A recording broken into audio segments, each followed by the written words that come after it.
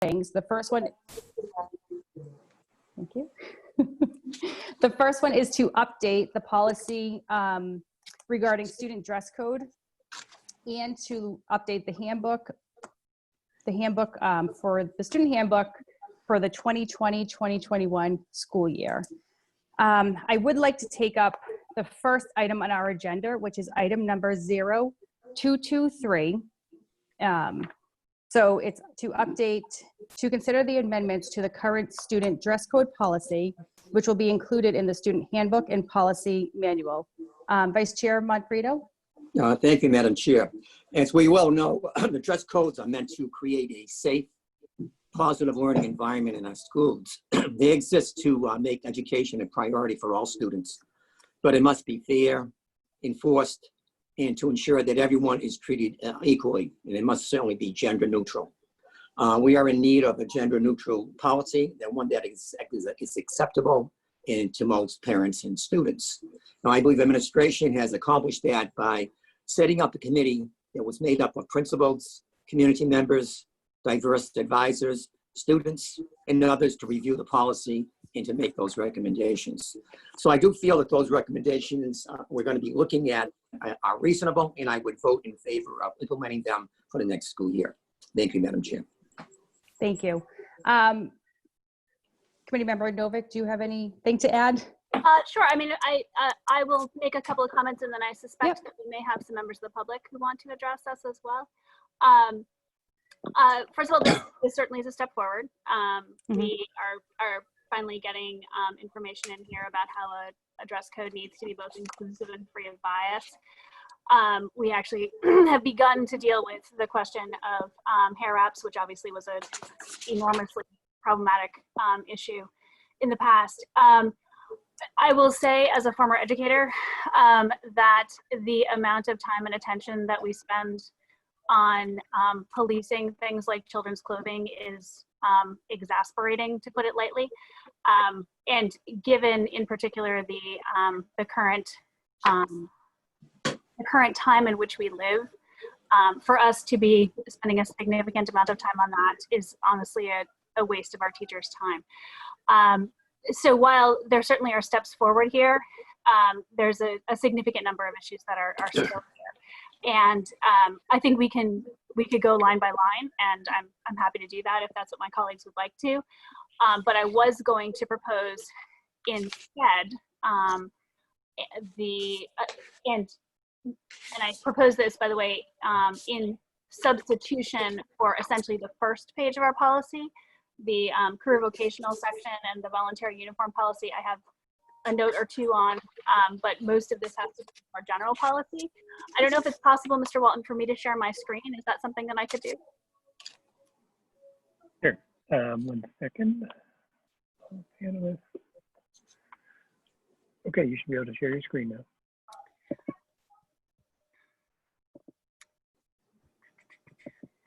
So the Seattle Public Schools did an extensive reboot of their own dress code policy during the 2018-2019 school year.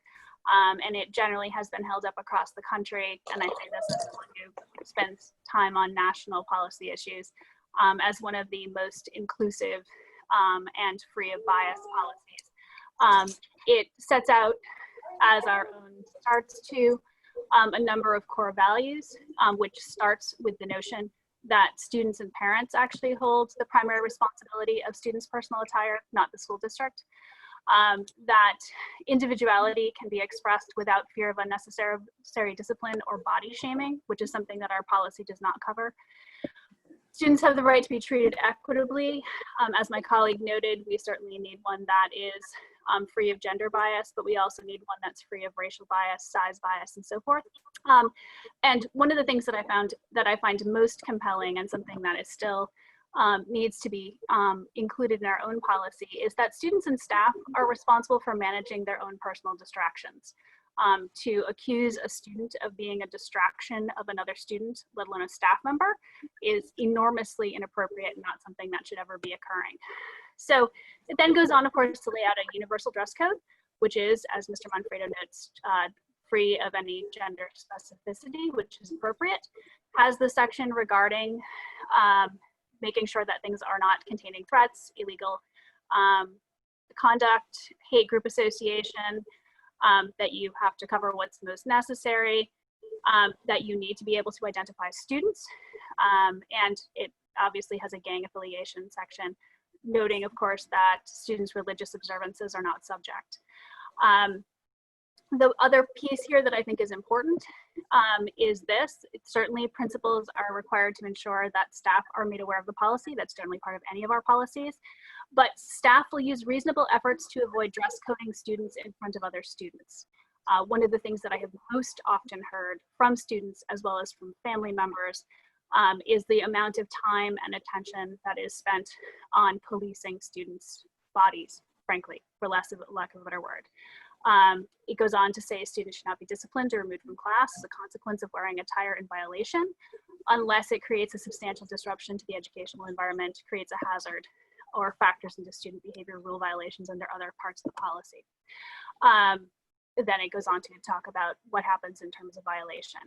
So, Madam Chair, I would propose that we take this section. Obviously, we would need to strike the section that is specific to the Seattle School Board, substituting the Worcester School Committee. And we would strike everything in our own policy, beginning the district's core values, until the principal will determine consequences should follow at the bottom, and then go on with the career vocational educational section, as well as the voluntary school uniform policy. The one proposal I would make regarding that section is that we do need to add something in there, because I have seen some of this happening, to item 3 under the voluntary school uniform policy, that student and family choice upon this matter will be absolutely respected by both staff and students. In other words, students cannot be harassed for choosing not to abide by a voluntary uniform policy. So my motion would be then to strike the language as I noted, substituting this in its stead, and then going on into the shop uniform section, as well as the voluntary uniform section. Through the Madam chair, Chair. Mrs. Novick, Madam could you Chair. forward that? Could you I would be email that to happy me? to. Absolutely. I can in fact do it right now because it's a Thanks a PDF. lot. I don't know Thank if we you very want Madam Chair to then take public comment, or where we want to go from there. Madam Chair.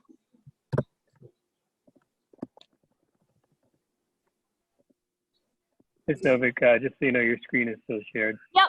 There, I'll go back to it. There. Sorry, I was on mute and I didn't realize it. Madam Chair. There we go. Yes, Vice Chairman Manfredo. What we have before us this afternoon is the policy that was developed by administration with a committee. And before we change anything, we need to have what Ms. Novick has shown us, we can take up at a future meeting. I think we should move forward with what we have in front of us and vote accordingly. I'm not going to be voting for something that is brought up here at the last minute. Thank you. Thank you, Vice Chairman Manfredo. So I will, because I did look at it very quickly.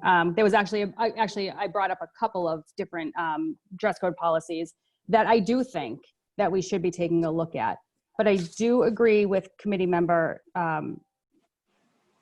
Novick, because I do have I'm fine with all the updates, and I'm grateful for the updates, because I think we are making moves in the right direction. But what concerns me is the part with the school principal having the discretion to render judgments. That whole section, I just feel that it creates reason for conflict, and it's just not consistent across the district. That is a real, that's what I've been focusing on.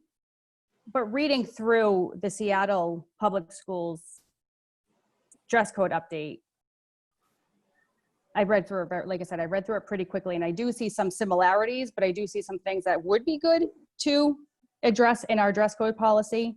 I would have liked to have a lot of other people weigh in on this. but like I said, I do have some concerns with it still being held at principal's discretion on how they're going to discipline and, you know, how, you know, based on what the students are wearing in the school. And like I said, it's just not equitable across the district. And I have a lot of concerns about that. I would like to see if there's anyone for public comment before we move on with this. Yeah. So Madam Chair. we've got one person raising their hand. So just so the other attendees know, there's a raise hand function in Zoom. If you'd please use that. So would you like me to unmute this person that's got their hand Yes, raised? please. Okay.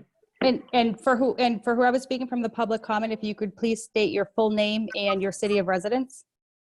Hi, my name is Betsabe Vasquez. My city of residence is Worcester. I went to South High and I graduated 2018, and I completely agree with like leaving the principal to like decide whether something is like appropriate or inappropriate would be like completely unfair, and like policing, because it's not promised that the principal would be unbiased, even though like we would like it to be. It's not promised. And especially like, considering my experience from South High, like I was there when Maureen Benendo was principal, and she would, if the day was too warm, she would get on the speaker and she would be like, hello, good morning, ladies. It's South High School, not South High Beach. And like, imagine starting the day off and like knowing that you're already going to be targeted by your principal. It's not going to be something fair. Yeah, and that's it. Thank you. Thank you very much for your comment. Hello, this is Mrs. Benenda. Can I have a comment? Can I? Yes, Mrs. Benenda. Yes. I still think that we have to realize that principals have to be in charge of their buildings. Right. Absolutely. That's very important. And for example, you know, I'll bring up an example of something that is on the dress code policy, and that is students wearing hoods in buildings. That is a safety issue. Students wearing hoods in buildings, they tie their hoods so you can't even see their face. And the recognition and safety for who is a student in your building and not in your building is a big priority. So I would have to say that principals make good judgments. And the reason why that statement is in there is really because principals might know something about a student. So for example, if the policy, let's just say, says no hats in the building, and the principal knows but has not been able to share it because of HEPA, that there is a student that might have a brain tumor or, you know, something on their head, and gives that student permission to wear a hat. Well, if that's in the policy booklet, no hats, a teacher, if it's not able to be shared with the teacher, or a teacher that doesn't have that student, might say, okay, why does that student have a hat on? And it is the reason the rule is stated that way is because the principal is able to allow certain exceptions to the policy based on what they know about a student. So that's a really important reason why it is stated that way. It's stated that way so that if needed, the principal can make that individual determination for that policy not to be followed. So you have to be really careful when we're talking about taking that away. Again, principals are in charge of what happens in their buildings. There are not very often the principals not use discretion and how they're dealing with students.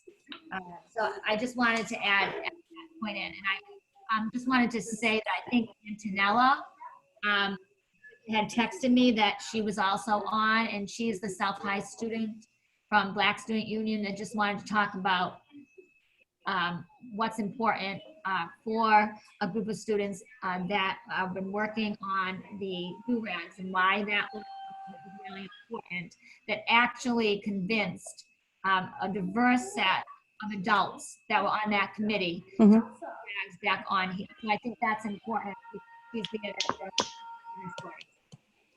Madam Chair. Yes. One of the Chair things Manfredo. that, thank you. One of the things that we need to keep in mind, we can't arbitrarily make changes here today without involving other people, especially the principal, who is any principal who is the educational leader of that building. We need to have input from other people. Now, we have this before us mainly because there was a group that met and made those suggestions to us. Now, if we're not going to go along with these suggestions, then we should send it back to that committee and have some other meetings. Madam Chair? Yes, Committee Um, Member Novick. Actually, we're not making policy arbitrarily. This is actually our job. The administration makes recommendations to us, and then we actually publicly have a conversation, not just those who are invited to the table, but we actually have the conversation in public so that anyone can participate, even those who aren't invited. The recommendations of the committee are incorporated into what's in the Seattle dress code. And in fact, it goes farther. To respond to the superintendent's concerns, I would note that this actually specifically says that students may not wear clothing, jewelry, or personal items that cover the student's face to the extent that the student is not identifiable. That's actually incorporated in here. And then the parenthetical reads, except clothing, headgear worn for a religious or medical purpose. So both of the eventualities that the superintendent spoke of are actually already covered within the policy. So there's really no need for a principal's discretion in that particular case. I entirely agree with you, Madam Chair. The degree to which discretion, not only honestly at the principal level, but even at the teacher level, is abused, is amazing. And honestly, the stories that I have heard in the 15 or so years that I've had children in the Worcester Public Schools, and going to something like 6 or 7 different schools, has been enormous. There are teachers who clearly don't really want to spend their time on this, and more power to them because we have more important things to spend time on. But I have had children dress coded for wearing sandals because that was principal's discretion. I've had children dress coded for wearing sundresses because the straps weren't wide enough. Mhm. I have had children dress coded for wearing skirts that were too short because frankly their legs were too long. And on and on and on. And remember, I'm sending 3 little white girls to school. So the amount of pushback that children of color have gotten in the district is, magnified enormously. Certainly the head wraps, as the group last year brought forward, is one issue, but it's only one issue. The notion that hoods somehow make a building unsafe, that's exactly what got Trayvon Martin shot. And I think that we as a district really can't have a policy that is founded on the same argument of that. We have had congressmen go to the floor and demonstrate that a black man in a hoodie isn't any more of a safety concern than a black man wearing a suit. And we really need, if we are truly going to have a bias-free dress code, to leave that sort of conversation and discussion aside and make sure that we're actually focused on what's important, which is the child clothed? Is the child shod? Is the child wearing clothing that actually does in some way compromise the safety, the actual safety of other children? Then that's actually a conversation we can have. But other than that, once we're getting into other things, we're really very, very much getting into the realm of bias. And we have said as a committee multiple times now, we said we were going to do this, look at our policies through the lens of equity. We passed that unanimously. We also last week said that we were a district in which all lives didn't matter until Black lives mattered. That includes our children of color. So I want to say, Madam Chair, that I very much agree with you in terms of having very strong concerns around the notion of discretion and the ways in which that has been abused. And also, I want to make sure that we're clear that this is our realm. Administration certainly can make recommendations, but at the end of the day, this is a student handbook and deals with students, and we need to make sure that we are viewing it through the lens of what works for students and their families in terms of prioritization. So I, like I said, I only got to look at this very briefly, but I did look at other policies. I wish I could pull them. I'm actually just looking at my other computer screen right now because I looked up another policy that was almost relatively very, very close to this one. Well, this is the first time I'm seeing it. I think we should do that more time. Should we have you share your screen? Because this is actually exactly, I mean, this is the work of a policy subcommittee, is for us to debate language. That's what we should be doing. We should So be for- having something like this in front of us before a meeting, not during a meeting. If we're going to I think Mr. Manfredo, that a number of us actually have done some research around dress code policies for a number of years. That's probably why we have some things at the table. If you have things, Madam Chair, that you'd like to share, I'd be happy to end sharing my screen so you can share yours. No. I actually, I'm on my work, Okay. my other computer, so I can't Or do you want me to pull bring up it up? Zoom right now.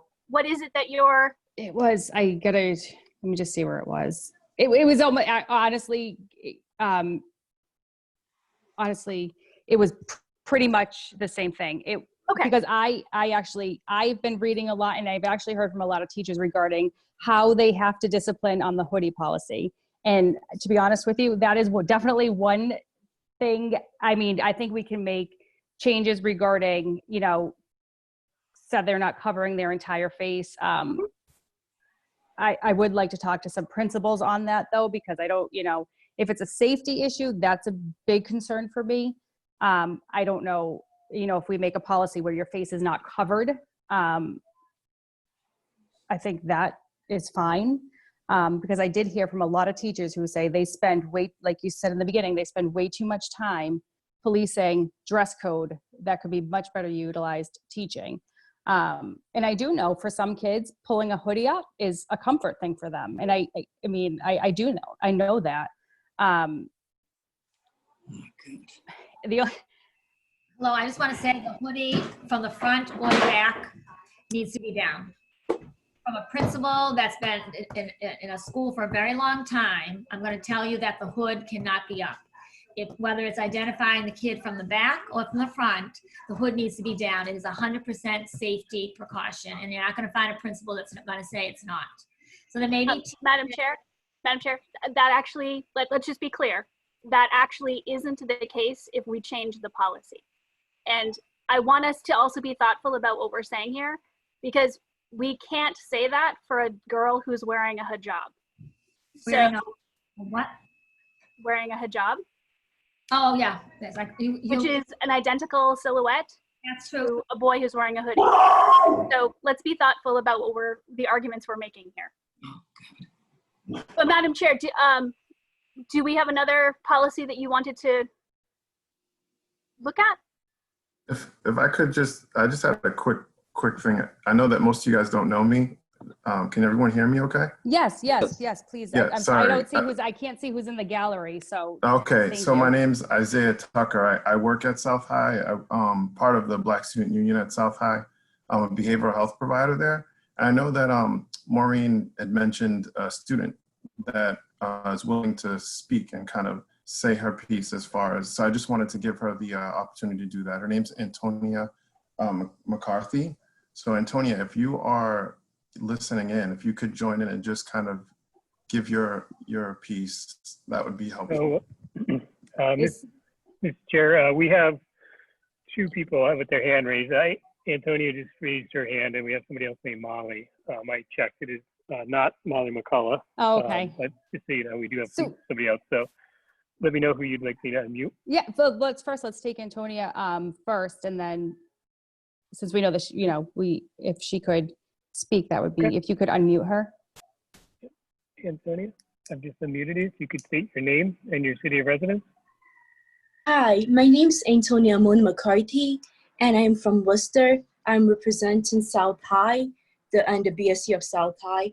I'm actually very glad that I'm hearing a lot of changes being made. And I'm seeing all these changes being made against discrimination and bias, because I do face it very frequently. But I just want to say it took too long for change to happen. Right now, I'll be focusing on do-rags and how students are always being policed. I'll be talking about the importance of hair for African-American students. So just to say, every curl pattern really has a history behind it. I'm from Ghana, I'm from Cape Coast, Ghana, where slavery and the history of slavery is very prominent. And growing up, I've always been shamed about my hair, and I've always felt the need to cover my hair and to feel shame about my curls. And I feel that that is wrong, and we have put the Eurocentric idea of beauty into children's heads so much that they started to hate who they are. And that is not okay. Schools should be teaching students, especially students of color, how to love themselves. And we should be teaching their classmates and their peers how to respect them, how to love them, and how to accept who they are. And I feel that schools are not really getting that across. So for a Black girl myself, I have really endured a lot of self-hate about my hair. And I feel like the do-rag it's just like a comb that you use to comb your hair before you walk out of your house. It keeps the hair neat and it keeps it from frizzing up, because African hair can be really coarse and it can break, especially in the cold. So usually students will cover their hair with do-rags and head wraps to keep it safe and to keep it moisturized. And I have seen way too many times that students are being kicked out of class just because of the do-rag. They're missing out on their education just because of their culture, and that is not okay. I just want to also, do-rags are to keep the hair down and to keep it very silky and nice and together, because students have to get jobs. Put a do-rag on, I can actually prepare an African American for success, because if their hair is neat and tidy, they will not get discriminated against when they're competing for a job interview. So I feel that we should really do something about the do-rag problem, because it's just one of so many problems that African American students face at school. Antonia, thank you so much for speaking on that. And I mean, as that is definitely one part of this new dress code policy that I'm actually very proud to say that, I would 100% back. And like I said, I do think there are a lot of good changes that have been brought up in this policy. I still do have some concerns over it being 100% equitable across the district.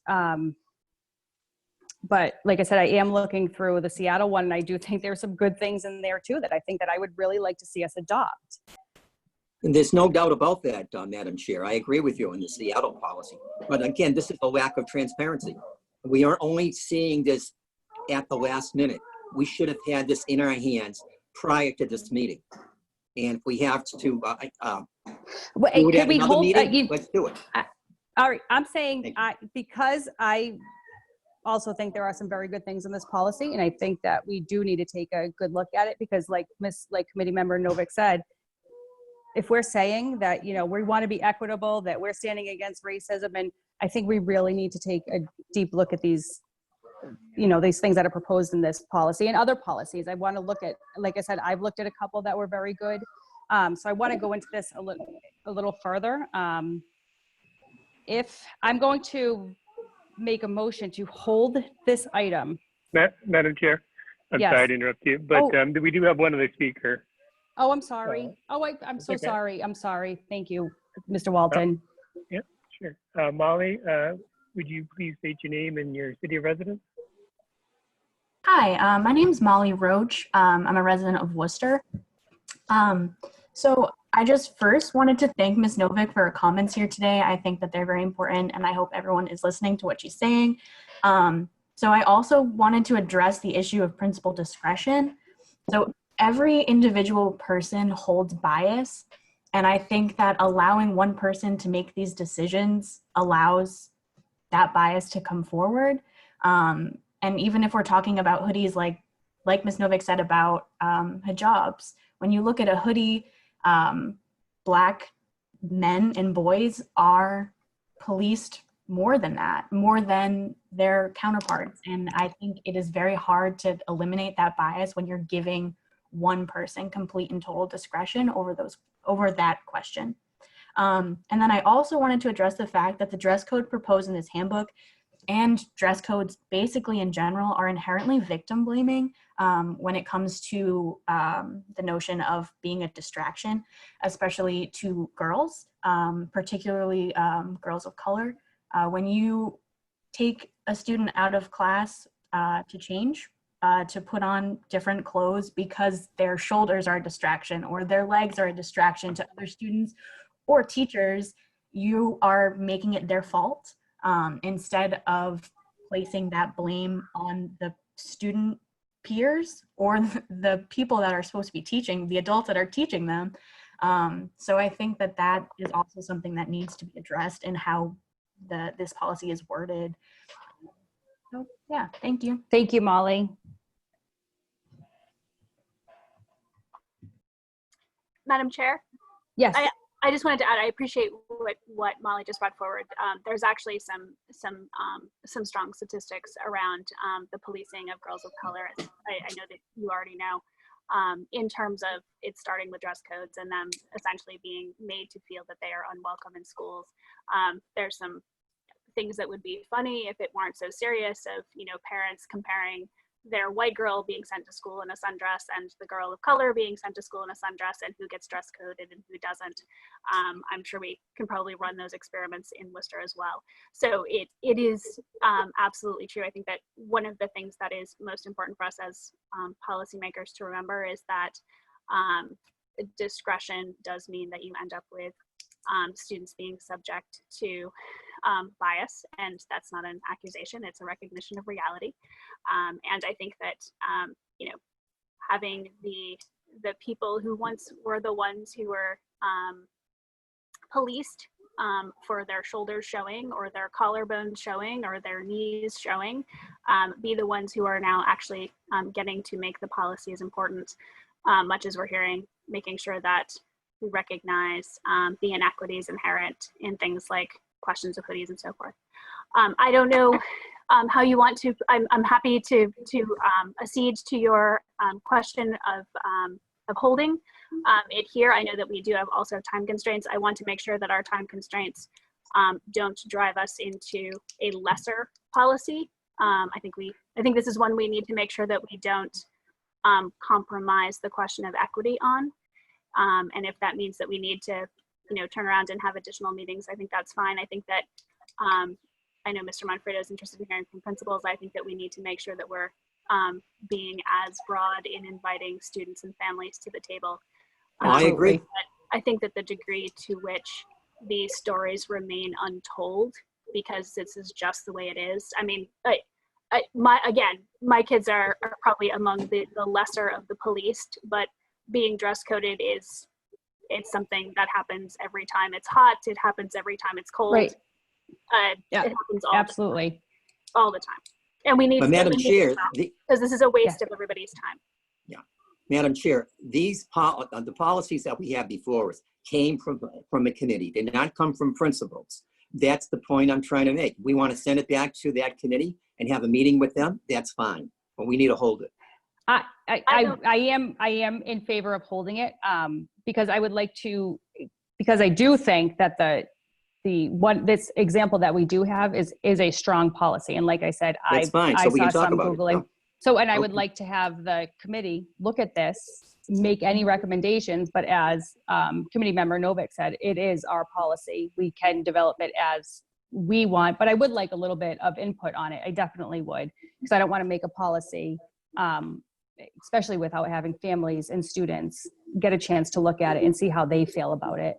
And remember, the principal is the educational leader of that building. We want to make sure that they're involved as well too. And I do think, and teachers to look at this too, because like I said, I did hear from a lot of teachers when they knew this was coming up, and they said, you know, we spend a lot of time policing what people are wearing, and it does take away from our teaching. So I just don't know if we'll have the time frame to get it in for this year, which is because I know that you can always do a supplemental printing. Okay, you know what? You can do an insert. Got it. Thank you. Thank you. Thanks, Dr. Frizzing. Problem solved. And I think that's a great. So if we okay. So dress code policy as amended, as it stands right now, I would like to. So my first motion is that I want to bring back to the dress code policy Madam Chair. committee. Yes, another one, Bob?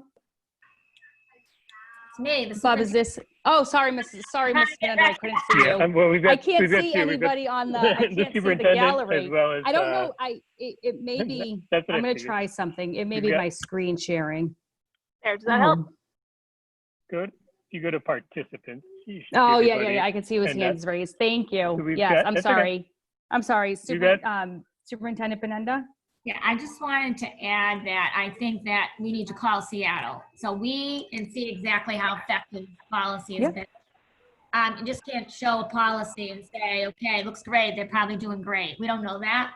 So what we did on the committee, I just want you to know, is that we looked over well over 25 policies. We just didn't sit down and have discussion. And our committee is made up of a diverse number of people.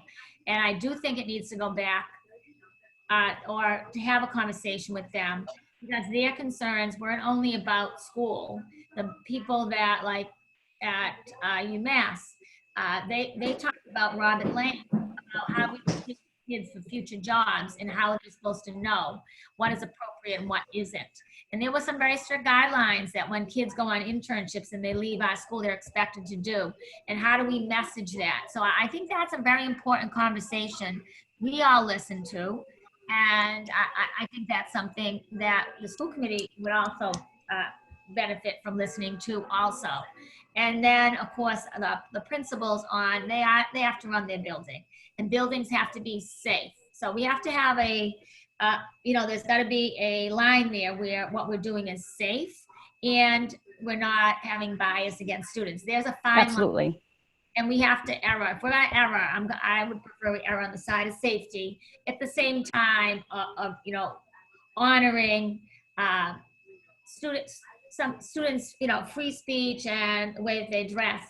On the issue of teachers not wanting to police, I read some of those too. So, those are the rules, and whatever policy we come up with, they're still going to be responsible for making sure that some of those things that you come up with, they have to follow. So I read them too, and it's not something that happens all through their periods. Very easy. If a student comes into the classroom, that's the time when you can assess what has to happen as far as that policy goes. And respectfully, and not in front of other kids, but I just want to say that staff are expected to help implement the rules in the school. Not just these, but all rules. There are other rules too, behavior rules, expectations. That's not going to change. Staff are still going to have to help with those, with the implementation of that. So I just wanted to add that we should check with Seattle like we did with the ones that we looked at and saw were they effective? Are you going to change that rule? And we should include principals because, again, I'm going to say, spending a long time in administration, that has to be a priority, and principals need to be part of this conversation. And teachers can be too, but principals run their buildings, and we're going to have safe buildings. Thank you. Madam Thank Chair? you, Madam Superintendent. Yes. I can actually do one better than that. The statewide associations all have policy organizations and policy arms. And we have a listserv. I can actually certainly post this to our listserv and actually ask for feedback across the country. It's an ongoing conversation in terms of national policies around dress codes. I would propose in terms of procedure, you had suggested holding it here. I would suggest that you hold it here and we actually invite that committee to attend one of our meetings so that we can then have that conversation in public so that the public can both see it and participate in terms of process. I think that probably would be healthy. And the only other thing I would add is that I think that we need to be cautious around the notion of safety because our perceptions of safety are shaped by our own internal biases. And thus we're making decisions, we're making decisions about what feels safe and what is perceived to be safe based on our own biases, and thus those two things do work in tandem. So again, if it would be possible, I think for us to invite that committee to Yes. one of our subcommittees, I think that would be wonderful. Yes, and I mean, I also would like to say, I mean, working in with not just this district, but other districts across the state, I've seen something very simple as being policed for your pants being too low or whatever, turn into a discipline that has gotten kids to a point that they're long-term suspended. So these are things that I think that if we can work on and that we can reshape our student, you know, our dress code policy, that I think that we may see some changes in our discipline and other things. So I think it's very important that we do look at this a little bit deeper. But It's not bad having rules too. no, it's absolutely not bad, but I also want, I mean, Hey. you know, I even see the way, you know, I see teenagers dress nowadays, and I remember being a teenager, the way I dressed, adults were probably like, you know, appalled by it. And I just think that it's fine to have rules, but there's also, we have to take in consideration that there's a lot of other things with the, you know, the way people dress. There's a lot behind that. It's their freedom of expression, but like, you know, a lot of this addresses, you know, cultural and religious things that are important to, you know, keep with, and that make sure that we're, you know, that we're not violating anybody's rights. I mean, I get the rules, but I also think that making rules around the way people dress, I don't know. I do think that this needs to be really looked at a lot more. And It all think that depends if on how can- yeah, it all depends on how we look at it too. A dress code promotes a more serious school atmosphere, and which emphasizes academics and promotes good behavior. You know, someone may not agree with that statement, but again, No, you know, absolutely. it's, you know, it's an opinion of many people. So that's why we perhaps need to have discussion. And I definitely agree with you, but I also know that now that this is in my committee, we're not going to take a year, because I know that this has been talked about for a very long time. And I think that we're making definitely some significant progress. Like I was very happy to see this. But looking at other policies, I see that we can move a little bit more so I definitely think that I want to get moving on this, and I'm happy to know that that we can make an amendment to the policy as we go, because I think that's going to be very important. And I think that we, as the policymakers, need to be really part of this discussion. I would love to see the, you know, other policies that were looked at that, you know, that the committee recommended for this particular policy. I would love to look at those. I like I said, I started before this meeting, I was just Googling dress code policies, and I was actually pretty surprised to see how different they are from our current dress code policy. So I would like to make the motion that we're going to go ahead with the dress code policy as amended, but I do want to make sure that we schedule a meeting, that we get, you know, we get it out to students, staff, parents, and they are part of this conversation. And that the next governance meeting, I would like to have one that we just address the student dress code policy. That would be the only item on the agenda, and that we do invite the people who were part of this committee to that meeting so that we can have a further discussion on this. Sounds good. So my first motion would be to amend the dress code policy, to approve the dress code policy as amended. Madam Clerk, could you do a roll call on that, please? So you're not going to hold it in committee until after the next meeting? I want to, if I think I'm doing this correctly, I want to definitely update the dress code policy with what has been amended. And then, but I would like to have further review on it. So the better motion would be to hold the item. There are certain members that haven't seen the backup.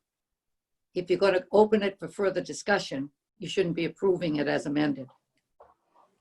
But that, So we're going to, I you'll be think- holding it. That means no action. Do you know what? Because I do like the updates, though. I mean, Committee Chairman Novak. Committee Member Novak. Sorry. I think Dr. Fielder, what she's trying to do is actually move forward with the administration suggestion, Yes. but then for a future meeting. Oh, then she's not amending a motion. She's No, not she's amending approving policy. No, I'm the amended policy. Okay, The policy is amended by the moving on. administration. Procedurally, it's not an amendment, yes. Thank Okay. you. Sorry So you're about that. approving the backup that was given, Yes, I'm But you're- approving the backup that was given to the but you're sorry, holding to the the student item dress code in, policy. you're holding the item in standing committee for another Yes. meeting. Yes, Okay. thank you. I'm Thank sorry you. about the confusion. No, I'm glad for the clarification. Yes. Chair Clancy, there is, Madam Chair, excuse me, Madam Chair Clancy, there is one person that has had their hand up for a little while, and I know you had trouble seeing it, so I don't mean to keep interrupting you, but I wanted to make sure Nope. you were aware of that. Okay, I'm sorry. Is that Helen Kennedy? Yes. Okay. You're unmuted. If you could state your name and your city of residence, Helen. Sorry, my name's Helen Kennedy. I live in Worcester. Is there a way, can I turn on my camera, or is that not possible? Yes. I don't know if that's possible, quite honestly, as an I don't either. attendee. Oh, you may be right. I don't see there's a camera I think to prevent, that you may be able to turn no on. offense, Sorry. to prevent Zoom bombing, unfortunately. Yeah, okay, that's fine. I just wanted to bring up, professionalism and safety in the school environment. So I'm just going to try to do this quickly because I don't want to take up too much time. But I have a friend who, we don't really look that similar, but teachers get us confused quite often, even when they're looking at our faces. And we look similar from the back. We're around the same height. We have the pretty similar hair. And so if I was wearing, I have a South High hoodie that I wear frequently. I wore it throughout the school year. And it has a hood. I never really wore it in school because I didn't want to get in trouble for it. But if I have my hood up from the front, they can still see my face. They might mistake me for my friend, but they do that anyways. My hood is not up. From the back, I could be mistaken for any number of kids in my school because, there are kids my height that have my hair, that have my skin tone. And I just think that having a hood just covering the back of my head would not necessarily hinder the ability to recognize who I am, just because it's difficult to know who I am from the back, considering there's all these other people who look like me. And also on professionalism in the school environment, I just want to say that I have this t-shirt. It's blue and it has like a cartoon shark on it. And that is obviously not something I would wear in a professional business environment. It's not business casual, but I wear it frequently to school because it's comfortable and I like it. It doesn't bother anyone. It doesn't affect the school environment. We laugh about it sometimes because it's funny. It's it's an animated shark. But I personally don't believe that it's hurting anyone because school it doesn't need to be a professional environment. We're kids, we're there to learn, yes, and we should be respectful of the building and everyone in it. But I don't think it's a place where we need to necessarily look like we're going to work because we're still, children. I'm 14 and I'm not wearing business casual clothes outside of my house pretty much ever, or inside of my house for that matter. And a lot of kids don't have access to that kind of clothing or just don't like to wear it.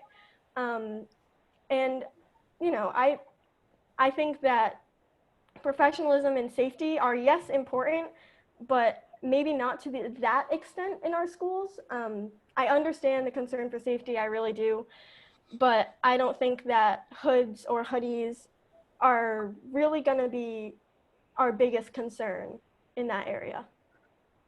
Thank you, Helen. I do appreciate your comments. I really do. Thank you for being part of this meeting.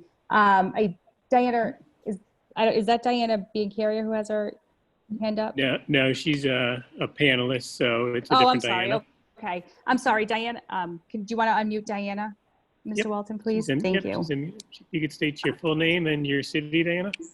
Hi, my name is Diana Kong, and I'm a Worcester resident. Am I free to speak right now? Yes, you absolutely are. Okay, awesome. I just wanted to thank you all for coming out today and hearing out all our voices. I really appreciate it. I wanted to talk about the dress code, and I wanted to start with talking about the idea of dress coding young women. I understand the idea of professionalism and the idea of upholding a certain type of moral code within any type of institution, including a school. But I'm a little bit concerned about whether the dress code will actually be able to do that, because during my time as a Worcester Public School student, I saw a lot of issues with sexual harassment and sexual assault, even though there was a dress code in place. So I'm concerned about the actual usefulness of the dress code when these issues are pervasive without any changes to it at all. So why then is there the necessity of a dress code when these issues will still remain? So in my opinion, I feel like, particularly when considering the safety of young girls, and especially young girls of color who attend Worcester Public Schools, it might be more meaningful to do other things such as mandatory consent trainings, such as mandatory health education, than simply implementing a dress code. Thank you, Diana. I do appreciate your comments. Is there anyone else, any public comments? I don't see anyone else's hands raised. That's it. Okay. So, I just want to go back. Okay. So on a motion, like I said, I would like to make a motion to approve the changes from the administration on the dress code policy, but I would like to hold this policy in subcommittee so that we can have further discussions on that. Madam Clerk, could you do a roll call on that, please? Yes. Could we vote those separately, please? Yes, absolutely. Thank you. So we'll do the first motion to make the amendments from the administration on the dress code policy. Chairperson Clancy, Yes. Vice Chair Manfredo, Yes. and Ms. Novick. No. Okay, and on the second, Madam Clerk, if you could do a roll call on that we're going to hold. Do we need to do a roll call that we're going to hold the policy in subcommittee Yes. for further discussion? Yes. If you would mind doing a roll call, please. Chairperson Clancy, Yes. Vice Chair Manfredo, Yes. and Mrs. Novick. Yes. Thank you. Okay, so now we're going to look at item number GB 0-230 to consider the approval of the proposed 2020-2021 student handbook of the Worcester Public Schools. So how I envision this going, what I was going to do is read through the proposed changes and at the end move for a roll call. And if there's any comments after I read through each of the items, like I said, you'd be welcome to comment on those, but I would like to hold the full roll call approval towards the end instead of approving each item individually. So the How would first, you like, yes. may I ask a question procedurally? Yes. How would you like us to raise things that are outside of the proposed changes? Do you want us to sort of do it in the order? Yeah, if you could do it sequentially, because I have some, well, I just found one. You may have found others, but just sequentially with the page numbers, if that would work. And then as we talked about before, anything that we saw that was a grammatical thing or anything that, we'll just, you'll make a list and forward those right to the administration. So the first page is the cover page, changing the dates just from 2019 to 2020 school year to 2020-2021 school year. The next one is on the inside front, insert the updated calendar for the 2020-2021 school year. The next one is Roman numeral 1, which is the school committee. I would like to make one change. My name's spelled incorrectly. That's important. We'll fix that, they Laura. dropped the thing again. Oh no. Let's go to Roman numeral 2. We're changing the superintendent's message from 2019-2020 to 2020-2021 in 2 places. And the policy updates change to handbook updates. Okay, Roman numeral 3, we're adding the new section, which is the COVID-19 pandemic. So that section will be added to Roman numeral 3. On that same Roman numeral 3, we're going to update the table of contents, and we're changing the Worcester Technical High School shop and uniform policy to career vocational technical education programs shop uniform policy, and that's under Roman numeral 3 and 4. Wait, can I Can I just ask a question? Yes. I do wonder procedurally, I know we're trying to sort of get the language out there. There's sort of two things I wonder. One is whether or not we should in fact be dropping Model 1 out of our educational program continuum. I understand the state wants us to have one, but we're actually not going to go forward with one. And the only other proposal I had was if we could consider adding a line at the end of remote learning that says something to the effect of, under Massachusetts state guidance, all families have the right to select this option. Since, as I know, both of my colleagues know, that was one of the most often received questions on Monday, and I anticipate it coming up again tonight.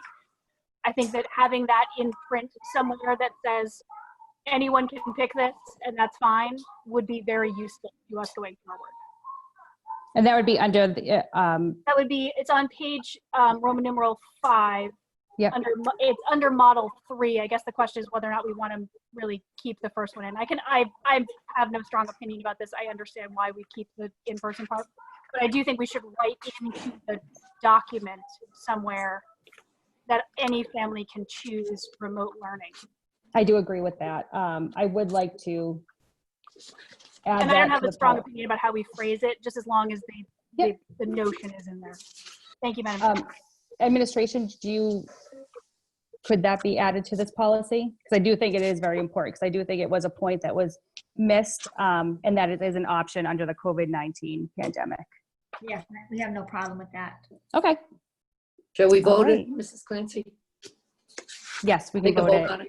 Yes. So we're going to vote to add in some format that families have the option to do online learning during the COVID-19 pandemic. Madam Clerk, could you please take a roll call? Chairperson Clancy, Yes. Vice Chairman Manfredo, Yes. and Mrs. Novick. Yes. Okay, so now we're on to page 1, which is, we're going to be making the changes in grades 7 to 12, that they're adding a third paragraph that says, please note in the event of the extended school closure with the information for online registration and where it is available. Madam Chair, this was Yes. another sort of, in terms of people finding it, could we consider, I have no problem with putting it there, could we also consider maybe adding that to the actual box at the top too? Again, I'm just trying to figure out how to make this as easy for the user as possible. Actually, right under registration. Right, where it's got that list. I actually think that's a great idea. Because I'm just thinking, if you're a parent and you're trying to figure it out, I mean, I think I even asked this question in a meeting myself because I didn't know how to register kids right now. Thank you. I actually, administration, is any issue with adding that? It's just to that top box under the James Garvey Parent Information Center. Just put the URL to link. Yeah, I don't think there's a problem. I'm not the technology expert, but I definitely don't think that's. Okay, thank you. So Autumn, I would like to do a motion to approve that, to add that to under the registration section. Chairman Clancy, Yes. Vice Chairman Manfredo, Yes. and Mrs. Novick. Yes. It's not working. Sorry. Okay, so then we're looking at page number 2, the opt-out policy for EL students, that we're going to change the opt-out policy, change it to opt-out policy for English learners. Fine with that. No, page number 3, opt-out policy for EL students continued, that we want to add. Number 9, regarding the initial opt-out of the students, remains active for 1 year, and that according to the guidelines, that it has to be updated annually, that parents and guardians have to update that annually. Page number 3, in regards to the Massachusetts school immunization requirements for the 2019-2020, we're changing the date from 2020 to 2021 school year, and that there's also some update immunization requirements. I didn't know that there are some changes there. On page 7, school choice, we're changing the date. Madam Chair, I think yes, I'm sorry. This is just a general note for everyone. I think that's actually where we go astray in terms of the proposed changes diverging from the handbook in terms of what page we're actually on. Because the immunization is actually at the top of page 4. I have it on That's page more 3. for our own, is it? Is it how I printed it? No, is this 4? I don't know, maybe it's how it came through. Yeah, mine is definitely on page 3 towards the bottom. Okay. Fair enough. All right, then we go, yeah, it's right on the bottom. So then we go over to page 7. School choice, we're just changing the date from 2019-2020 to the 2020-21 school year. May I ask a question of administration about page 5 first, please? Yes, administration, yes. Through the chair of the administration, do we actually follow this stuff on the voluntary controlled transfer policy? I wonder this every year about whether or not we actually are keeping, I mean, first of all, talking about majority and minority students in our district right now is kind of absurd, but is this actually what we do? Does anyone know? Administration? So let's see, we're talking about the voluntary transfer Yeah. policy. So there has to be space available. We do absolutely follow that. So elementary, middle, and high schools have a minority percentage greater than the city average. I don't actually think that comes into play now because I could ask Sue O'Neill, she's on that, if she can restaurants magnet. So it's number 2 that's on the voluntary transfer policy. I don't believe it comes into play. Okay. Not anymore. I know this is super legal and it involves probably our DOJ agreement and everything else. So I'm not going to make a motion to cut it, but I do think that we should consider whether or not it needs to be included if it's not something we're doing. Yeah, so maybe can we ask administration to consult with legal on that? And I just want to make sure we're giving accurate information to parents. Thank you, Madam Chair. Thank you. So administration, is that something that we could consult with legal to see if it still needs to remain here? Thank you. Okay. Moving on, sorry. Moving on to page 7. I'm sorry, we did that one. The next one is page 8, which is the dress code policy, which we just made a vote to update the changes made by administration. Next one is on page 12.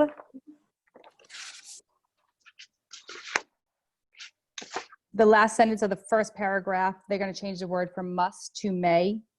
Sentence will read, in order for students to use these programs and services, certain personal identifying information, typically in the student's name, address, and then they're going to end the first paragraph of the Worcester Public Schools information, data sharing information. Also changing the third paragraph to read as a list of sites used in our classroom with links to privacy policy, terms of services, and further information. So the fourth paragraph, the first sentence is changed to read, can be obtained at the above district website. And clearly it's listed right there. Then we're going over to page 16, which is the legal policies. Some changes to the due process at the end of the first paragraph, add the code of conduct that applies during remote learning opportunities and events. And then the next one is the notice of in-school suspension, that they're changing the first sentence of the third paragraph to read, on the day of the in-house suspension, principals or his or her designee shall send written notice by hand delivery, first class mail to the student and or parent guardian. Madam Chair, I guess I had a pagination question on this. And again, I'm thinking of how this sort of comes across to families. I know that we have this in this section because it's considered the legal section, but I do wonder in terms of communicating with families, if it's possible for us to consider, and obviously there's a shuffling question, for us to be having the code of conduct, which starts on page 39, be in front of this section, because essentially we kind of front ourselves with removing kids from activities rather than actually talking about sort of the policy and the theory around what we're trying to do. And so, you know, essentially this is not a language question so much as a how are we communicating this to families and students question. In other words, rather than essentially kind of fronting ourselves with the code of conduct of the Worcester Public Schools is administered, we would instead be starting with language like, it is the policy of the Worcester Public Schools to ensure fair and effective disciplinary practices. I don't know if we can take, I know that we're trying to sort of keep our legal stuff together, but I wonder if we can take that code of conduct and put it in front of the legal section regarding discipline. First of all, it may become less of a replication, but also I think that it actually is more effective in terms of us leading with the right stuff rather than leading with essentially immediately kind of borrowing kids, which I don't think is our intent. Right, so we would be looking at taking from page 38 to the top of page 48 and just placing that in front of our legal policies. Right, thank you. Good summary. Yeah, I have Reason no why issue we with can't that. do that? No, I mean, administration, is there a reason or? You know, I actually don't know, but if we're going to be asking on the other issue, why don't we just ask on that too? Okay. Sure. That all has to be Good together. idea. Yeah, that is a good idea. Yeah, just see if we can, it makes sense to have the code of conduct and then obviously, you know, right simultaneously, you know, with each other, I think is a great idea. So if we could look on that and then get back to us with that, if changes can be made, I think I would recommend that we do make that change. Yeah. Now, if the change can be made for clarification, can we make it after consultation with legal Yeah, without I'm bringing it back? comfortable putting that. Yeah. Okay, Sure. Yes, Vice Chairman, thank you. thank you. Okay, page 17 and 18, the guardian meeting, we're changing the first sentence to read, the principal or his or her designee shall also invite the parent guardian to a meeting in person or by telephone to discuss the student's academic performance. We're making changes to the notice of any out-of-school suspension, changing the last sentence and the first sentence to read, the notice of for every potential out-of-school suspension will set forth in plain language, and then we're doing some elimination of E and F.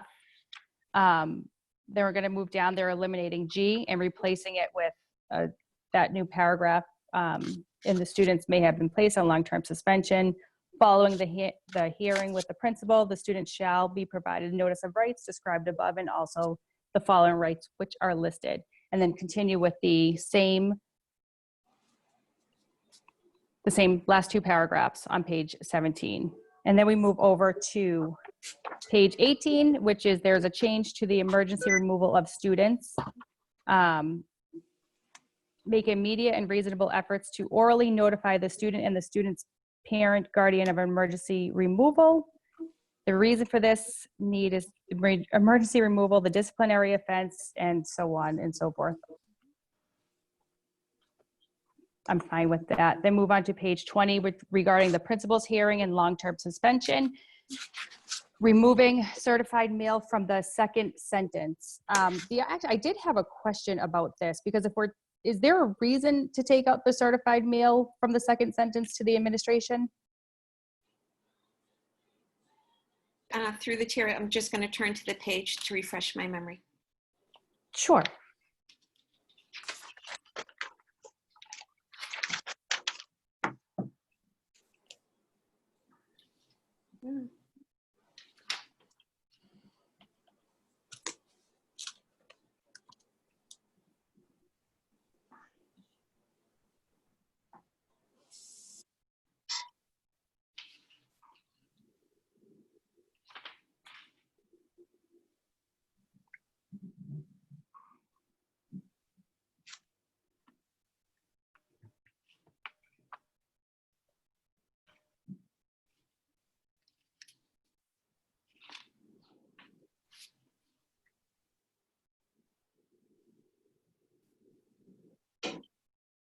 Do you see it? I do not.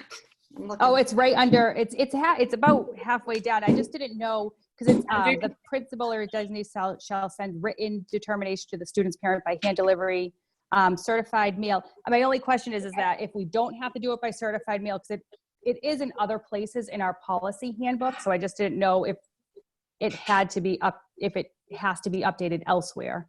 That was my only question. And through the chair, may I put that on to check because it was. Yeah, absolutely. Because like I said, I did notice it in other places in the disciplinary portion. So I just wanted to make sure that if we remove it there, that if it, if it doesn't need to be in other places, then we can take care of that also. Then we move on to page 25, non-discrimination. Obviously, we're making the first paragraph, changing the school safety office to the school safety director. We're updating some of the new personnel in our leadership roles. And then we're changing the last sentence for the information relating to the equal opportunity and affirmative action contact information, and updating with the new Chief Diversity Officer, Yvonne Perez. Then we move on to page, sorry. I have first of all, I think it's probably important for us to remember that there's been new guidance for Title IX, but the Attorney General is actually suing the federal government about it. So we may end up needing to come back to some of this. I have had some concerns expressed to me, and I can understand why, in terms of the Title IX report actually also being the person who handles student discipline, that in terms of actually reporting sexual harassment, sexual assault, and so forth, other Title IX violations, that having essentially a separation of powers there would be wise for exactly the kind of fact that we even were hearing about from our students. So I don't have this is a management issue in terms of where it goes. But in terms of that sort of separation of authorities, that is something that I've seen emphasized in terms of it being very important around Title IX reporting. Okay. So I can't really make a motion to change this. This is a management decision.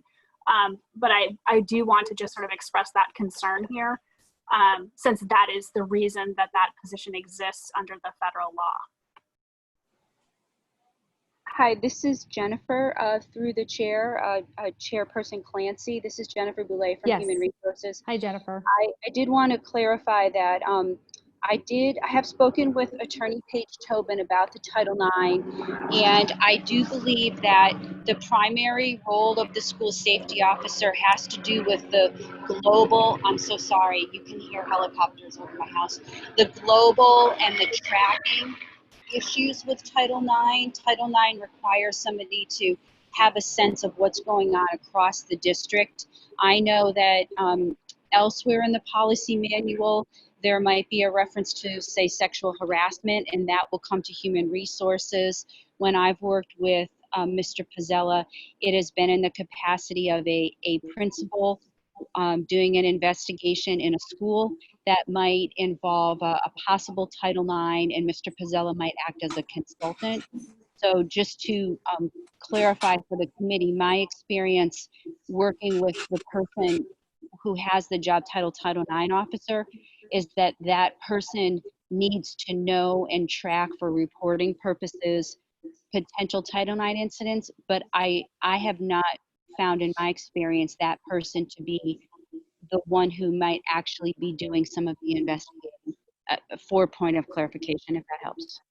Okay, thank you. Yes. Madam Chair, that means that it's actually not functioning the way it's supposed to. I actually went back and referred to the federal law.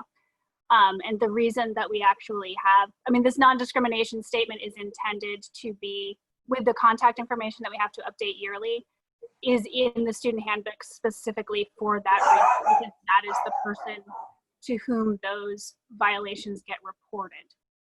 Just to clarify, they do get reported there, but I thought, and Ms. O'Connell, maybe Ms. Novick, I'm sorry, maybe I misunderstood your concern. I thought your concern was that it's possible that a single person was actually doing the investigations, was looking into all of the concerns.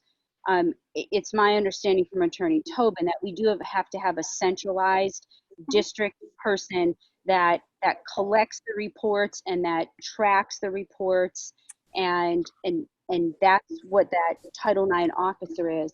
But I think I was responding, and I could have misunderstood you too, what I thought was a concern about that same person also implementing all aspects of an investigation or looking into it. And it's been my experience that that is not the case. Thank you. That's useful. My concern is that the notice is in here from a federal perspective, because this is who the person is that is contacted if there are potential violations under that section of the federal or state law.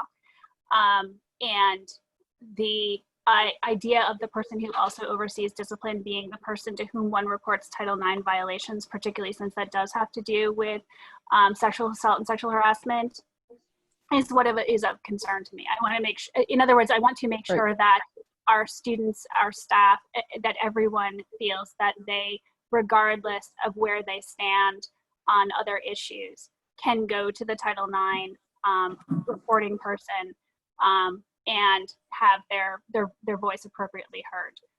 And thus, that would be why I would say the separation of powers doesn't have anything to do with the person who holds the office, but that belonging someplace else is what I would say.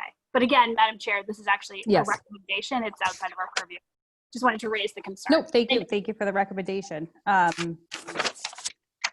right, now we are moving on to page 50, the discipline of the students under section 504 in the ADA, making a change to the second sentence as it reads. Page 51, students with disabilities and or suspected disabilities receiving special education services and or 504 plan. My only question on this was, and it could just be, I just have a question around the manifestation meeting. If a student is suspended for the 10 days, should it be noted that the manifestation meeting should be, does it have to be held within those before that 10 days is up? To the administration, if you could, it just says if it accumulates more than 10 days. So if it's, say a student gets over the course of the year, they get, I just don't know if it's, if it's prior to day 11 that the manifestation meeting is held. Through the chair, I believe so. Okay. Madam Chair, I think I may have lost track of where we're at. My pagination. We're on page 51. The pagination is different on different people's. I don't understand it myself. What page of the annex are we on? Annex A. Look at 50. Look at 53. Look at page 53. Look at 50 of the annex. Annex A? Or is it actually on the amendment? Okay. Sorry, I'm going by the. I have the actual. I have the book. You have the actual handbook in front of you. Yes, and they're I'm very sorry. different from this page. No, because I think they barreled past something I was going to raise, but I don't want to interrupt what you're talking about. No, that's fine. That's fine. I just I'm fine. But what did you have? Yeah, because there was. Yeah, so I was looking for a place to put this because this has actually been raised a couple of times with me.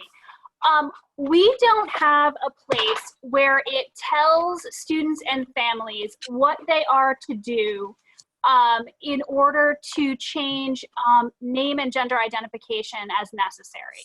So my recommendation, I went through the handbook to try to figure out where it would go because the state actually has some pretty strong guidance on this. And I mean, all of our sort of higher level policy manual stuff is fine in terms of this. I wondered though if it should go under, on my page, it's on my page 38, which I think it means it's probably more like somebody else's page 39 or 40, which is amending student records. It's number 5 under the access to student records. I'm wondering if this is the best place to put something. And I mean, I played with some language. Again, I don't have strong feelings about exactly what it says. What I wrote down is, in accordance with the Department of Elementary and Secondary Education, quote, assigning state-assigned student identity to Massachusetts public students, which is a section on their website. District and school records are to reflect a student's chosen name and pronouns. Nothing more formal than usage is required, which is what's true under Massachusetts state law. You don't need to go to court to change your name or your gender identification. Again, I don't have a strong opinion about where exactly we put this. It seemed to me, in terms of what's in the handbook, to fall under a student record kind of question. But we do need to have something in here that says what is supposed, who they talk to, and also just notes that nobody gets harassed about this. Like, you don't need to come in with a piece of paper. The usage is what actually determines name and gender identity under Massachusetts state law. So if administration has a recommendation for it to go someplace else, that's fine. I can also, send you the links if you're not familiar with them from the department's website. But to my colleagues and to the administration, where should we put that? The administration, do you have any thoughts on where it should go? But I definitely think that it does need to be added. Through the chair, we've had instances this year where it has alumni have come back for records. So it does make sense that it could go under records. If I will put that on the list, though, to also check just in case the civil rights attorney has any other input or suggestions. And I'm happy to send the sentence and link if that's helpful to you, Dr. Thank you, please. Okay. And for clarification purposes, Chairperson, could we go by the pages that are on that was handed out? Because it's very hard to follow. There are 2 or 3 pages off for each description. And I'm trying to keep the notes and it's near impossible. So I'm going by the backup pages. Okay, I gave you a front sheet that was provided by Dr. O'Neill, and they're off 2 or 3 pages. You read the top thing, so I'm trying desperately to follow it, but it's hard. So where are you now? So Madam Clerk, so Madam Clerk, so just under the, do you want me to follow the actual link that's in? No, because that would be the link that's on the front The page? roadmap that you had in front of everything that gave the page and then what the change was. Because the pages, as you read them, are not coinciding. But I'm able to do it. It's just a little difficult. And we should be on page 53. And is 53 students with disabilities? Yes. Then that one's right. If we can follow those page order, it'll be very helpful. Yeah, I just want to make sure I want to make sure that I have the right page order, because I'm looking at my agenda with the backup that I printed out, and it has the same pages that correspond with the handbook that I'm looking at. So I'll pull up. Somehow they aren't coordinated, but if you can use that one sheet, it would be helpful. By that page, Dr. Field, that I'm looking at page 38 for what I was just talking about. Okay, thank you. And it's number 5. I'm trying to follow it. No, yes, I'm going to find it. What was the latter part of what you said? So it's please? amending student records, and essentially Yes, I it's got that. looking at. Okay, so that was what I was talking about. Okay. Thank you. So I just want to, I'm going to pull up to make sure that. Well, we're almost done. I keep going the way I'm following it, but it's difficult. Yeah, I just don't know what I missed on the page numbers. So just continue the way you're going, Laura. Okay. I'll find it. If So you then want I'm to on read to page 52, resolving school-related problems. And that's my 54. Madam Chair. So you're 2 pages ahead. I had a question. That's Yes. 54. In the code of conduct section, my understanding is that we could no longer permanently bar students, that essentially expulsion no longer legally existed. Am I mistaken? Through the chair to administration? What page are we looking at? 54, John. Well, Okay. so I'm actually back talking about the code of conduct, which starts on page 39. We don't talk about it in the earlier section, which actually references the Mass General Law. But then when we get to the code of conduct, we still have reoccurring occurrences of the word expulsion. And my understanding is that we didn't expel anymore, that we were required under Massachusetts General Law to long-term suspend, arrange for alternative education, and so forth. Am I mistaken? And because my recommendation would be that we need to really then go through and strike all of the references to expulsion, if in fact that is the case. Through the chair. Administration? Yes. Through the chair. I believe you're correct, but I would like to put that on the list just to verify it, because it was reviewed, and just make sure that it's correct. So, I mean, perhaps, Madam Chair, we can make that another conditional motion of, if in fact that is true, we should strike it. Thank you. Yes, absolutely. Thank you. The only other thing I had, if we can stay on the code of conduct, so same pagination. I'm going to raise this one, Dr. Phil, because this kind of is an editing thing, but we're not really parallel on page 46 with Rule 19. The rest of these are actual sort of actions the student commits that gets them in trouble. Extracurricular activity isn't an action a student commits. And it's actually if you look at what's going on there, it's actually a consequence, not an action. So I think that actually what's supposed to be happening there, and I wanted to check this formally rather than just sort of put it in as an edit. I think that Rule 19 isn't really Rule 19. I think that's actually supposed to be the beginning of the next section on the top of page 47, which talks about being excluded from extracurricular activity as a possible consequence. And it feels like it doesn't really belong in the middle of all of this. Dr. O'Neill, can you? And it ought to go someplace else. Through the chair, I'll review it and Thank you. get back. Yeah. Okay. I also, by the way, would actually like to make a motion that we strike negative attitude as something that can get you in trouble. I understand the sentiment, but I mean, if we all got in trouble for negative attitude, you know, I see you laughing. This is fancy.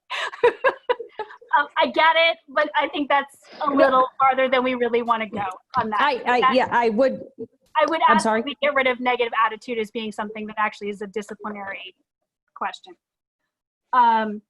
And then, okay, you said we were at 53, so I had one other question then. Page 49 on the bottom of the page. Year-long major courses are equivalent to a Carnegie unit. Are we still doing Carnegie units? I thought that was like a thing from... Through the chair, I apologize. I need to check that it was reviewed by a group, and I will go back and check. All right. Thank you.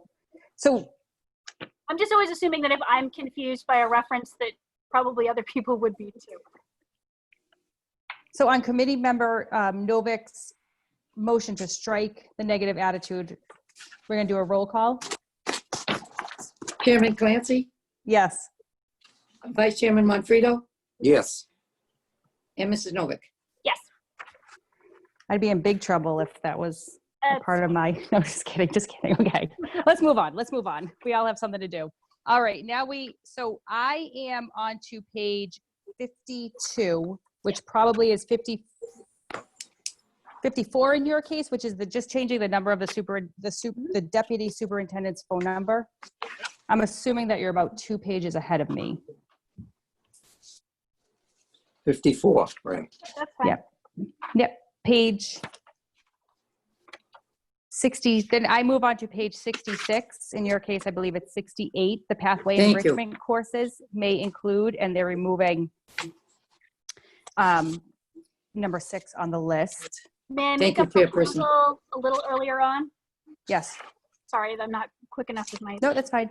On page 56, the Student Health Advisory Council, one of the things I've actually appreciated about the handbook is we're doing more and more of see this and then we link to it. Could we do the same thing here of see the WPS Nursing and Health website for the complete wellness policy and actually include the link to it within the handbook, please? Through the chair, yes. Thank you. Thank you. And then, I'm sorry, Madam Chair, you were on what page now? Where I'm on page 70, I believe that would be 72 in your case. Okay, so I have one thing that I would like to suggest as a parent that we add to page 59, which is the riding on school buses policy. Number 7, while a passenger on a bus, a student must not smoke or vape.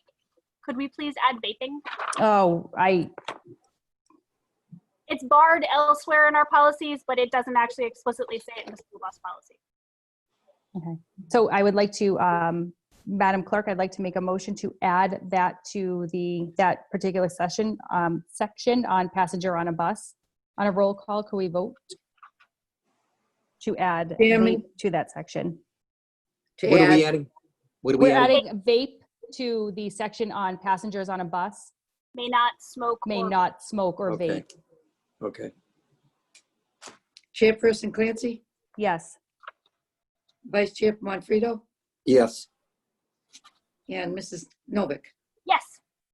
Okay, on to 70, which is most likely 72 in your book, which is the high school attendance and academic credit policy. Changing the school year from 2019-2020 to 2020-2021. And they're going and adding the attendance buyback program, also changing the years to 2020-2021 school year. And that would probably be page 72. Thank you. You are following, sure. And then we are on, I just want to make sure I don't miss, I got mine. Okay, on to page 72, most likely 74 on your backup items under standardized testing. Paragraph 1, removing the last sentence in that particular section. Did you get that, Madam Clerk?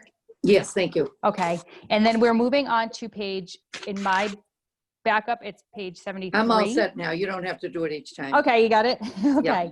Yep. Which is, we're updating the high school graduation requirements due to the changes of the next generation MCAS.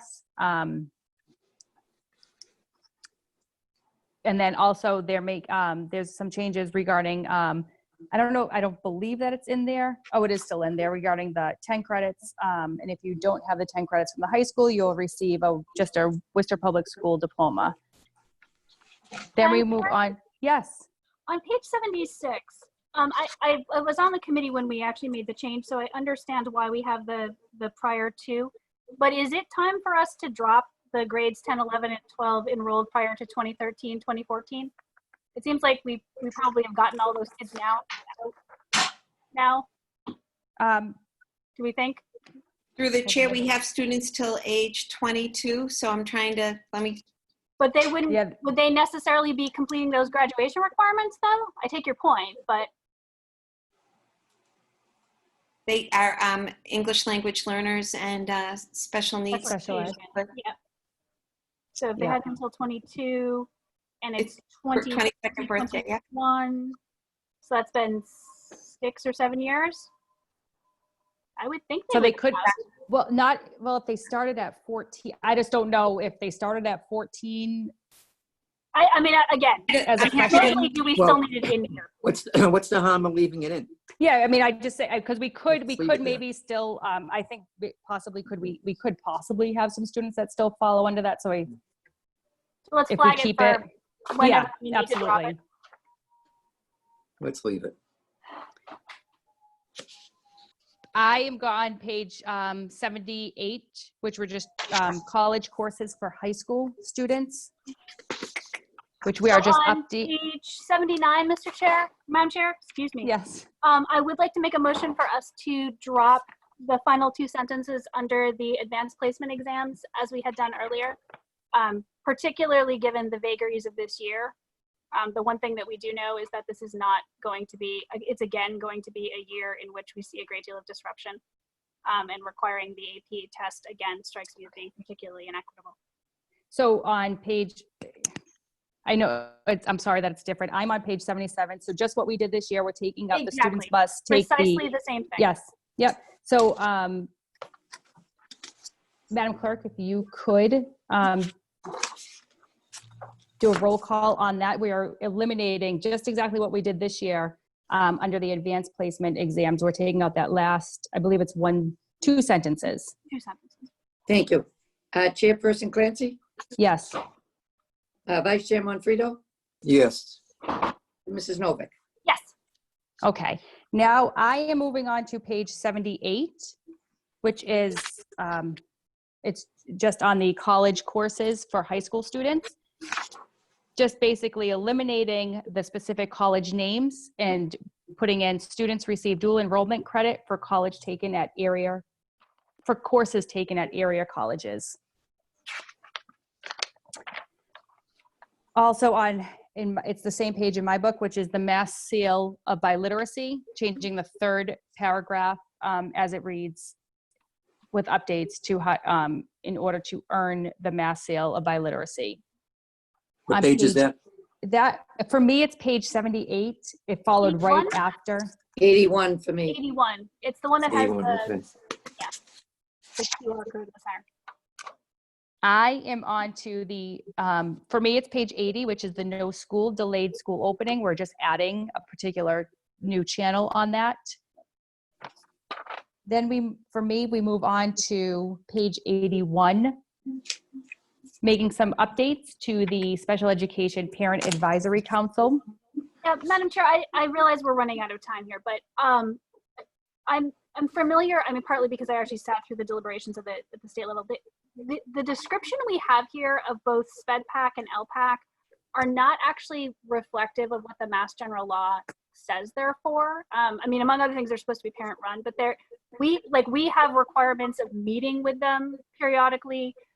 They're supposed to actually be giving us feedback and sort of proposed direction in terms of those programs. Again, I know time is short, so I don't want to go into this too much, but we really need to look at our descriptions of these two sections because they're not, I don't want to say they're not legal, but they're not reflective of what those councils are supposed to be doing under the description in the law. And I don't know how my colleagues would like to resolve that. Through the chair? Yes, yes. I just want to clarify, Ms. Melendez has worked very hard, and there was a handoff that would have happened in the spring with the LPAC, so that it was a gradual release with the parents and meeting with them. Because of the shutdown, it didn't go, all the meetings weren't able to be held, but I believe that that's the intent. And I want you to know that I met regularly with Rupka, the parent who ran the SPEDPAC, with Ms. Seal, the manager of special ed. Yeah, no, and actually, I honestly, Dr. O'Neill, I'm faulting us as much as anyone because the first part of the description of both of them in the Mass General Law, in chapters, chapter 71 and chapter 71B, is actually advise the school district and advise the school committee. That's actually their first duty in each case. So, I mean, honestly, I think that we, as the policymakers, I think that we have a responsibility of actually putting that right into the description of, you know, we are holding ourselves accountable that this is actually part of what we think that these groups should be doing. Again, I don't know, you know, I can send the section to the, you know, it's a pretty straightforwardly written section. It's intended to be something you can easily pull out. For the English language learners, it's from the new law, which was revised, chapter 71A, section 6A, and then the SPEDPAC is, of course, older because it came through as, I think, 766. But it is intended to be like very specifically an advisory group that is periodically advising not only administration but also us. So I don't know how you want to handle this, Madam Chair. So, Committee Member Nova, could you send that to administration? Absolutely. So that it could just be updated in the book? And then, I don't know, do you have to check with anyone? I mean, I'm happy to even just take those two sentences and send that language in. And if we're all comfortable, I don't know how Mr. Manfredo feels, but if we're all comfortable just saying, essentially, here's chapter 71A, here's chapter 71B, and making that the description, I'm happy to just pull those straight out. That's fine. Vice Chairman, okay, thank you. So my others, obviously we're updating who parent contact will be for the school district. The other thing that I just noticed in this section, and it's, is that for CPAC, that they've been meeting every other month. I don't know, that was one update that I did just notice. Make a motion to change that to every other month. Madam Clerk, if you could do a roll call on that, please. Chairperson Clancy? Yes. Vice Chair Manfredo? Yes. And Mrs. Novick? Yes. Okay. I am on to volunteer staff regulations, page 82 for me. It's a little different for you. Delete the last two sentences of the paragraph regarding the volunteers and the query check process. That's on page 82, just updating that volunteer organization. It's 84, and we have 84. Yeah. You're about 2 pages ahead of me. And then we go to, I believe this is possibly the last one, which is the back cover. Some changes made to the Worcester Public Schools and the school committee. They're changing the first paragraph to change, and then also to the fourth paragraph, change the school year 2019-2020 to school year 2020-2021. We good? Yeah, can I ask a question earlier on? Yes. On page 85, under parent volunteers who bring children, we have something that I suspect is very much a vestige of an earlier time. Many parent groups in the past have set up child care co-ops within the group for the purpose of allowing parents, guardians to volunteer without having to bring young children with them. I mean, is it accurate? Yes, but how far in the past? And do we want to continue to have that in there under the, mostly I'm looking for you, questioning the utility, I think. Honestly, I'm trying to find it. Is it under parent volunteers who It's under bring parent children, volunteers. that one? Yeah. And I would accede to my colleagues in terms of whether or not they have experienced this or seen this happen. What's the question? Why is it here?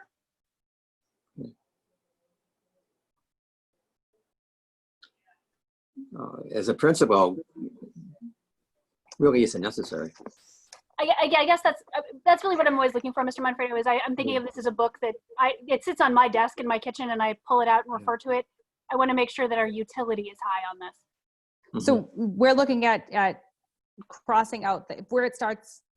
Many principal groups and ending parent groups, really. Yes. Many parent groups, right? Yeah, many parents groups. And so we're looking to strike that section from this particular, the parent volunteers who bring children to the school. So Madam Clerk, if you could do a roll call. Chairman Clancy, Yes. Vice Chairman Manfredo, Yes. and Mrs. Novick. Yes. And I do believe that was our last. Good. We have 13 minutes before our next meeting. We have 45, right? It's at 5:30? It starts at 5:30. Right. The Zoom starts at 5. Well, I thought they wanted us at 5. No. Oh. Luxurious So, length of time. If you want to join at 5, you can, just to make sure your connection works and all that kind of stuff. Oh, I think okay. Dr. For the, Stilpai wants us to vote members. the whole thing, right? Yes. So I would like to make a motion to approve the changes to the policy handbook. Madam Chair, if you could, to the 2020-2021 handbook. Madam Chair, if you could please do a roll call. So those are the amendments to the handbook. Those are the Right. amendments to the handbook, yes. Chairperson Clancy, Yes. Vice Chairman Manfredo, Yes. and Mrs. Novick. Yes. Okay. And then a last motion is to approve the handbook for the school year 2020-21 school year. Madam Clerk, if you could please do a roll call. Chairman Clancy, Yes. Vice Chairman Manfredo, Yes. and Mrs. Novick. Yes. Okay. Any other questions or concerns? Nope. See you Okay. soon. Madam Clerk, I'd like to roll call to adjourn the meeting. Chairperson Clancy, Yes. Vice Chairman Manfredo, Yes. and Mrs. Novick. Yes. All right. See you in 45 minutes. Thank Thank you, you. everyone. Good work. Thank you. Thank